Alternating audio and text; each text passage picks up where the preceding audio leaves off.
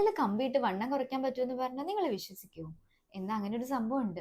ഇതിന് നമ്മൾ slimming braces എന്നാണ് പറയുന്നത്. 2021 ബ്രിട്ടീഷ് ഡെന്റൽ ജേണലിൽ വന്ന ഒരു ആർട്ടിക്കിൾ അനുസരിച്ച് ന്യൂസിലൻഡിലെ യൂണിവേഴ്സിറ്റി ഓഫ് ഒട്ടാഗോയിലുള്ള കുറച്ച് മെഡിക്കൽ പ്രൊഫഷണൽസ് ആണ് ഈ ഡിവൈസ് ഡിസൈൻ ചെയ്തത്. ഇത് എങ്ങനെയാണെന്നല്ലേ, ഒരു മാഗ്നറ്റിക് അപ്ലയൻസ് നമ്മുടെ അപ്പർ ആൻഡ് ലോവർ ഫസ്റ്റ് മോളാറിൽ അറ്റാച്ച് ചെയ്യുന്നു.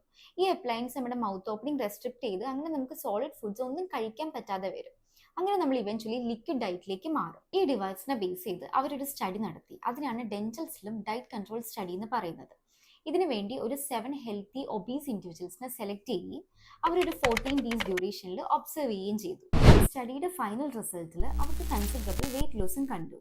പക്ഷെ ഇതിന്റെ റിയാലിറ്റി നമുക്കൊന്ന് ചെക്ക് ചെയ്താലോ? ശരിയാണ്, സോളിഡ് ഫുഡ്സ് ഒന്നും കഴിക്കാതെ ലിക്വിഡ് ഫുഡ്സിനെ മാത്രം റിലേ ചെയ്താൽ വെയിറ്റ് ലോസ് തീർച്ചയായിട്ടും ഉണ്ടാവും. പക്ഷേ ഈ വെയിറ്റ് ലോസ് ഒരിക്കലും മെറ്റബോളിക് ചേഞ്ചസ് കാരണമുള്ളതല്ല, നമ്മുടെ ഡയറ്ററി റെസ്ട്രിക്ഷൻസ് കാരണമാണ് വരുന്നത്.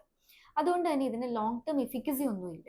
മാത്രമല്ല, ഈ ഡിവൈസ് നമ്മൾ റിമൂവ് ചെയ്ത് കഴിഞ്ഞാൽ റിലാപ്സും ഉണ്ടാവും. ഇനി ഇതിന്റെ ഡെന്റൽ സൈഡ് എഫക്ട്സിനെ കുറിച്ച് പറയുകയാണെങ്കിൽ, മൗത്ത് ഓപ്പണിംഗ് റെസ്ട്രിക്റ്റഡ് ആയതുകൊണ്ട് ഓറൽ ഹൈജീൻ കോംപ്രമൈസ്ഡ് ആയിരിക്കും. അങ്ങനെ ഇവൻച്വലി ഗം ഇഷ്യൂസ് ഉണ്ടാവാനുള്ള ചാൻസ് ഉണ്ട്.